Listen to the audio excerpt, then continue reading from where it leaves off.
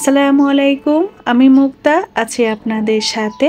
যে যেখান থেকে আমার আজকের ভিডিওটি দেখছেন, আশা করছি সকলে আল্লাহর রহমতে সুস্থ এবং ভালো আছেন।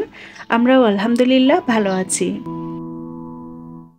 ঢাকা শহরে এবং ঢাকা শহরের আশেপাশে এলাকাগুলোতে অনেক বড় ধরনের একটা বিপদ গিয়েছে। আমরা তো সবাই জানি, এত বড় ভূমিকম্প আমি আমার লাইফে আর কখনোই দেখিনি। বিশেষ করে আমরা যারা ঢাকা শহরে বসবাস করছি, আমরা খুব আতঙ্কে ভয়ে দিন পার করছি। বিভিন্ন নিউজে সতর্কবার্তা দিচ্ছে, বিপদ কিন্তু এখনো কেটে ওঠেনি। সামনে হয়তো আরো বড় ধরনের বিপদ আসতে পারে। বাচ্চাদের পরীক্ষা চলছে, পরীক্ষাগুলো স্থগিত করা হয়েছে। প্রতিটা মিনিট, প্রতিটা মুহূর্ত যেন ভয়ে আতঙ্কে দিন পার করছি।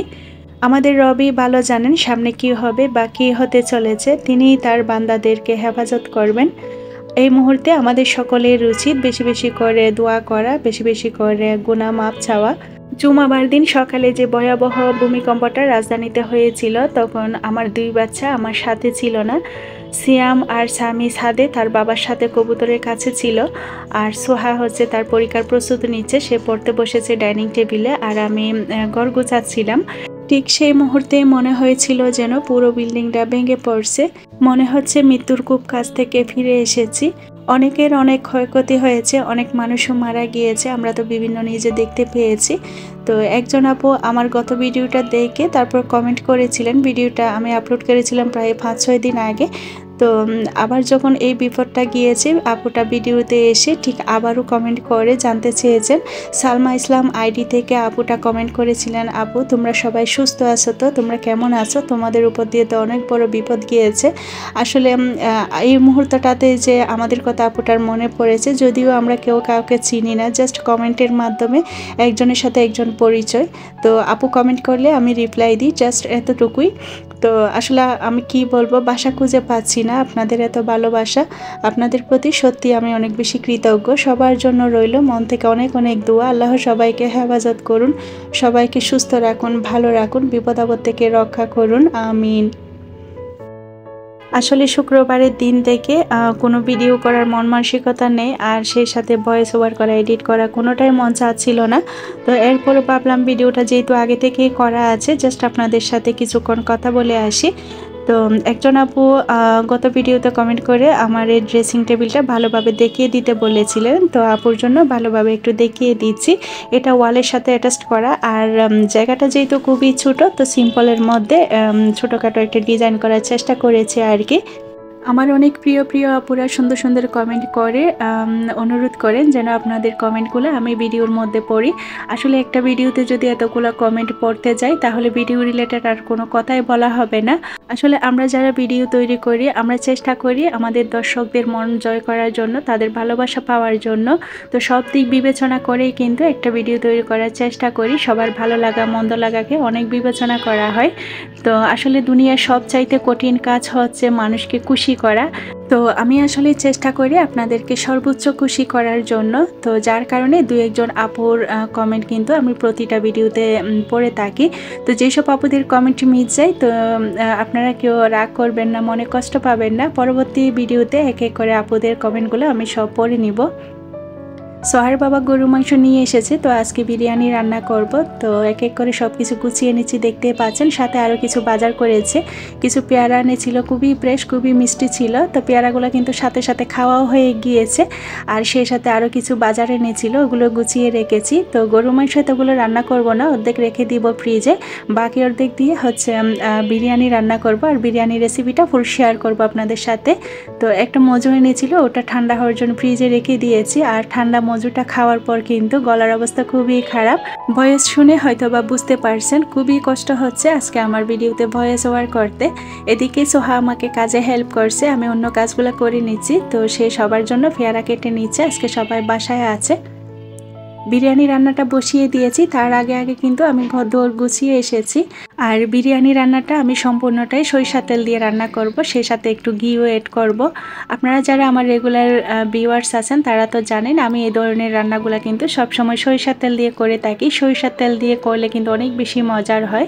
বিরিয়ানি প্যাকেট মশলা দিয়ে বিরিয়ানিটা রান্না করব, তবে ধাপে ধাপে আরও কিছু মশলা অ্যাড করে দিয়েছি। দেখতে পেয়েছেন সরিষার তেলের মধ্যে পেঁয়াজ কুচি, কিছু আস্ত গরম মশলা দিয়েছি বাড়তি, সেই সাথে আদা বাটা, রসুন বাটা 1.5 টেবিল চামচ করে আর এখানে 1.5 কেজি গরুর মাংস আর 1.5 কেজি পোলাও চাল দিয়ে রান্না করব বিরিয়ানিটা। সাথে কিছু আলু অ্যাড করব, যেহেতু আমরা ঘরে খাবো, আলুটা দিলে সবাই খুব পছন্দ করে। আর ঘরে তৈরি করা টক দই দিয়ে দিয়েছি। একজন আপু টক দই রেসিপি দেখতে চেয়েছেন, তো আজকে আর শেয়ার করা হয়নি, পরবর্তীতে ইনশাল্লাহ শেয়ার করব। তো এখানে আদা বাটা, রসুন বাটা, বাদাম বাটা, নারকেল বাটা। বাদাম বাটা আর নারকেল বাটাটা দিলে বিরিয়ানির টেস্টটা অনেক বেড়ে যায়, তো হাতের কাছে যেহেতু আছে দিয়েছি, না দিলেও চলবে। সেই সাথে মরিচের গুঁড়া, ধনিয়ার গুঁড়া, জিরা বাটা দিয়েছি কিন্তু। তো একটা প্যাকেট মশলা পুরোটাই দিয়ে দিয়েছি, রাঁধুনি প্যাকেট মশলা দেখিয়ে দিয়েছিলাম। তারপর মাংসটা দিয়ে বেশ কিছুক্ষণ সময় নিয়ে মাংসটা কষিয়ে নিয়েছি। তারপর আলু এড করে দিয়েছি আর কিছু কাঁচামরিচ মাঝখান থেকে ভেঙে দিয়েছি ঝাল বের হওয়ার জন্য। 2টা পাকা টমেটো দিয়ে দিয়েছি, যেহেতু টমেটো সিজন, তো টমেটো না দিলে টমেটো সস ব্যবহার করলেও হবে, আর টমেটো দিলে সসটা দিতে হবে না। তো মাংসটা ভালোভাবে সিদ্ধ করে নিয়েছি 2 কাপ পানি দিয়ে। তো সিদ্ধ হয়ে যাওয়ার পর চালটা মাংসের সাথে দিয়ে দিয়েছি। অনেকে আছেন মাংস আলাদা করে চাল রান্না করে তারপর মিক্স করেন, তো অত ঝামেলা করার কিন্তু দরকার নেই, এভাবে সহজে রান্না করে ফেলতে পারেন। আর লবণটা আমি 2বার করে দিয়েছি। প্রথমে মাংসর পরিমাণ অনুযায়ী দিয়েছিলাম মাংসের জন্য, এরপর চাল যখন দিয়েছি চালের পরিমাণ অনুযায়ী আরও কিছু লবণ অ্যাড করে দিয়েছি। একেবারে সব লবণ দিলে কিন্তু মাংসটা বেশি লবণ লবণ মনে হবে, তখন বিরিয়ানির টেস্টটা ভালো আসবে না। এরপর 1.5 কেজি পোলাও চালের জন্য আমি এখানে 3 লিটার পানি লাগে, তবে আমি 3 লিটার দিইনি, 2 লিটার দিয়েছি, যেহেতু আমি চালটা প্রায় 1 ঘন্টা আগে পানিতে ভিজিয়ে রেখেছিলাম। যে কোনো পোলাও বা বিরিয়ানি রান্নার ক্ষেত্রে চালটা ভিজিয়ে রাখলে পোলাও বা বিরিয়ানিটা অনেক বেশি ঝরঝরে এবং খেতে ভালো লাগে। সেই সাথে আমি ঘিটা কিন্তু দাপে দাপে 2বার করে দিয়ে দিয়েছি, আর 4 টেবিল চামচ মাত্র ঘি দিয়েছি। সোহার বাবা ঘিয়ের খাবারটা তেমন একটা পছন্দ করে না, তো চেষ্টা করেছি কম ঘি দিয়ে রান্না করার জন্য। আর আমার হাতের এই বিরিয়ানিটা সবাই খুব পছন্দ করে, প্রশংসা করে, তাই আপনাদের সাথে শেয়ার করেছি। সবশেষে কিছু আস্ত কাঁচামরিচ আর পেঁয়াজ বেরেস্তা দিয়ে দমে বসিয়ে রেখেছিলাম 20 মিনিটের জন্য। দেখতেই পাচ্ছেন কতটা ঝরঝরে এবং পারফেক্ট হয়েছে, খেতেও কিন্তু খুব মজার হয়েছিল।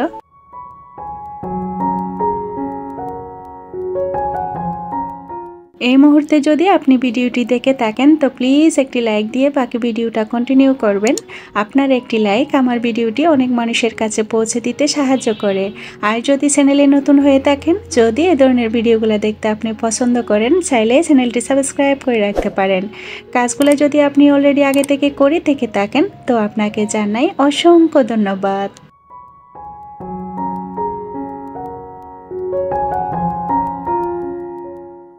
আমরা মেয়েরা গিফট পেতে অনেক বেশি পছন্দ করি, আর সেই গিফটটা যদি হয় হাজব্যান্ডের কাছ থেকে পাওয়া সারপ্রাইজড গিফট, তাহলে তার কোনো কথাই নেই। সোহার বাবা মাঝে মধ্যে এই কাজটা করে থাকেন। পার্সেলটা যখন বাসায় আসে, সোহার বাবা বাসায় ছিল না, তো আমি তাকে ফোন দিয়ে শিওর হয়ে নিয়েছি যে সে কোনো কিছু অর্ডার করেছে কিনা। তো শুনে তো খুব খুশি হয়ে গিয়েছি, আর সাথে সাথে কিন্তু আমি আনবক্সিং করে আপনাদের সাথেও শেয়ার করছি। এটা একটা টুপি ছিল, সে অনলাইনে দেখার পর সাথে সাথে তার পছন্দ হয়ে যাওয়াতে আমার জন্য অর্ডার করে ফেলে। কাপড়ের কোয়ালিটিটাও খুব ভালো ছিল, তবে অনেক আপুরা হয়তো বাবার পেজের নাম জিজ্ঞেস করতে পারেন, পেজের নামটা আমি বলতে পারবো না, সে যেহেতু অর্ডার করেছে। সে অনলাইনে অফলাইনে অনেক কিছু কেনাকাটা করে দেয়, আসলে সব সময় তো আপনাদের সাথে শেয়ার করা হয় না। কোনো কেনাকাটা দেখা যায় আমি বলাতে করে, আবার কোনো কেনাকাটা সে না বলাতে তার পছন্দ মতো, বা সে জানে যে আমি কোন জিনিসগুলো বেশি পছন্দ করি, সেগুলো নিয়ে আসে। আমরা মেয়েরা যখন সংসারের প্রতি আসক্ত হয়ে যাই, সেই আসক্ত থেকেই সংসারের পেছনে সারাদিন কাটাকাটনি করার পর যখন দিন শেষে আমাদেরকে একটু মূল্যায়ন করা হয়, একটু ভালোবাসা দেওয়া হয়, আর এই ছোটো ছোটো প্রাপ্তিগুলো যখন আমরা পেয়ে থাকি, তখন আমরা কিন্তু আর ক্লান্ত হই না, মনে হয় যেন এখানেই আমাদের সার্থকতা। আমার অনেক প্রিয় আপুরা আছেন, ভাইয়াদেরকে সাথে নিয়ে আমার ভিডিওগুলো দেখে থাকেন। তো আজকে ভাইয়াদেরকে বলবো, আপনারা সারাদিন পরিশ্রম করে আয় রোজগার করে সেটা দিন শেষে পরিবারের পিছনে বা সংসারের পিছনে ব্যয় করেন। মাঝে মধ্যে ঘরে কর্ত্রীকে একটু স্পেশালি ফিল করানোর চেষ্টা করবেন, ছোট ছোট গিফট করবেন, এতে দেখবেন ঘরের কর্ত্রী অনেক বেশি খুশি। আর যে ঘরে কর্ত্রী খুশি, সেই ঘরে কিন্তু ভালোবাসা বেশি, আর ভালোবাসা বেশি মানে সেই ঘরে সুখ শান্তিও বেশি, আর সেই ঘরে আল্লাহর রহমত দেন, আয় রোজগারেও আল্লাহ বরকত দিয়ে থাকেন। অনেক কথাই বলেছি, এবার কাজের কথায় আসি। এটা ছিল অন্যদিনের বিকালবেলার একটা ভিডিও ক্লিপস। ফ্রিজে অনেকগুলো মুরগির ব্রেস্ট পিস জমেছিল, তো সেগুলো নামিয়ে রেখেছি। আর একটা কেক পুডিং তৈরি করে নিচ্ছি। বাচ্চাদের যেহেতু পরীক্ষা শুরু হয়েছে, বাচ্চাদের পরীক্ষা মানে মায়েদের অনেক ব্যস্ততা, তো তাদেরকে নিয়ে একটু পড়তে বসাতে হয়। আর সেই সাথে ছোট বাচ্চা, সংসারে কাজকর্ম সব কিছু মিলিয়ে তাদেরকে বিকালবেলা বা সন্ধ্যার দিকের নাস্তাটা তেমন একটা তৈরি করে দেওয়ার সময় সুযোগ হয়ে ওঠে না। তো চিন্তা করলাম একদিন একটু কষ্ট করে তাদের জন্য কিছু নাস্তার আইটেম তৈরি করে ফ্রোজেন করে রেখে দিই, তাহলে সপ্তাহ 10 দিন অনায়াসে যেন কেটে যেতে পারে। তো এখানে একটা কেক পুডিং তৈরি করছি, আর এই কেক পুডিংটা বাচ্চারা খুবই পছন্দ করে। আর এটা দিয়ে 2 দিন বা 3 দিন তাদের অনায়াসে বিকালের নাস্তাটা হয়ে যাবে। এখানে 2টো ডিম দিয়ে আমি কেকের ব্যাটারটা তৈরি করেছি, আর 2টো ডিম দিয়ে পুডিংয়ের ব্যাটারটা তৈরি করে এভাবে একটার উপর একটা দিয়ে দিচ্ছি।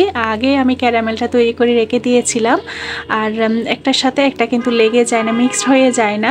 এভাবেই আমি বাপে পুডিং যেভাবে বসানো হয় ঠিক সেভাবে বসিয়ে দিব প্রায় 40-50 মিনিটের জন্য। আর এদিকে ততক্ষণে চিকেনগুলো রেডি করে নিয়েছি। কিছু পিৎজার জন্য কাট করে নিয়েছি, আর কিছু নাগেটসের জন্য বড় বড় করে কাট করে তারপর ব্লেন্ড করে নিব। বাচ্চারা চিকেন দিয়ে কোনো নাস্তার আইটেম তৈরি করলে সেটা খেতে বেশি পছন্দ করে, তো যার কারণে এই আইটেমগুলো করে রাখছি।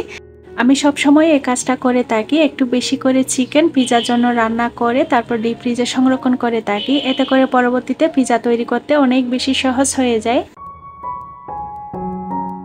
আচ্ছা, এবার কাজগুলো করে নিতে নিতে একজন আপুর কমেন্ট পড়ে নিই। নুসরাত আইডি থেকে আপু লিখেছেন, আপু আসসালামু আলাইকুম, আমি কুমিল্লা থেকে বলছি। আমার নাম নুসরাত। আমি অনেক আগে থেকে আপনার ভিডিও দেখি, অনেকবার কমেন্ট করেছি, আপনি হয়তো রিপ্লাই দিতে পারেননি। পরের ভিডিওতে আমাকে রিপ্লাই দিবেন আশা করি। নুসরাত আপু, আপনাকে জানাই অসংখ্য অসংখ্য ধন্যবাদ আমার প্রতিটা ভিডিও দেখে আপনি সুন্দর একটা কমেন্ট করার জন্য।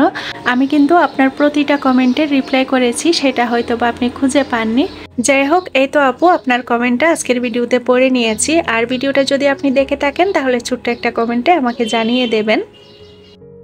এদিকে নাগেটসের জন্য চিকেনগুলো মিহি ব্লেন্ড করে নিয়েছি। তার আগে কিছু ফ্রেশ পাউরুটিও ব্লেন্ড করে রেখে দিয়েছি, আর কিছু পাউরুটি আগে থেকে ব্রেড ক্রাম তৈরি করে রেখে দিয়েছি আর নাগেটসগুলো কুট করার জন্য।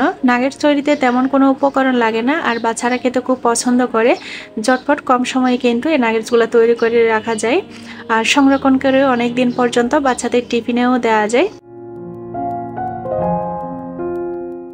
আর এদিকে নাগেটসের চিকেনের মধ্যে সব ধরনের উপকরণ দিয়ে দিয়েছে। আসলে হাতের কাছে যা তাকে তা দিলেও কিন্তু অনেক বেশি মজার হয়। এখানে আমি ধনিয়া জিরার গুঁড়া দিয়েছি, আদা রসুন বাটা, একটু লাল মরিচের গুঁড়া, স্বাদ মতো লবণ, একটু সয়া সস, একটু গরম মশলার গুঁড়া, সেই সাথে দিয়েছি একটু গোলমরিচের গুঁড়া দিয়েছি আর কি ঝালের জন্য। লাল মরিচের গুঁড়া আর গোলমরিচের গুঁড়া দুটোই দিয়েছি। ওবার অতিরিক্ত ঝাল হলে কিন্তু বাচ্চারা খেতে চাইবে না, তো হিসেব করে দিয়েছি আর কি। এরপর একটা ট্রেতে অয়েল ব্রাশ করে এভাবে আমি সমান করে নিয়েছি, তারপর নাগেটসের শেপ করে কেটে নিয়েছি। এবার কুট করে নিব সবগুলো আলাদা করে করে। প্রথমে ডিমের মধ্যে একটু কুট করে তারপর ব্রেড ক্রামের মধ্যে কুট করে রেখে দিব, আর আলাদা আলাদা করে ট্রেতে ছড়িয়ে তারপর নর্মাল ফ্রিজে রেখে দিব 1 ঘন্টার জন্য। এরপর যখন একটু সেট হয়ে যাবে তারপর ডিপ ফ্রিজে সংরক্ষণ করব। এদিকে সয়াবিন তেলের মধ্যে পিৎজার জন্য যে চিকেনটা ম্যারিনেট করে রেখেছিলাম ওটাও ভেজে নিচ্ছি, একটু কড়া করে ভাজা ভাজা করে তারপর সংরক্ষণ করব ঠান্ডা হয়ে যাওয়ার পর। আর ওইদিকে পুডিংটাও হয়ে গিয়েছে, দেখতেই পেয়েছেন। ওটা ঠান্ডা হয়ে যাওয়ার পর তারপর মোল্ড আউট করব।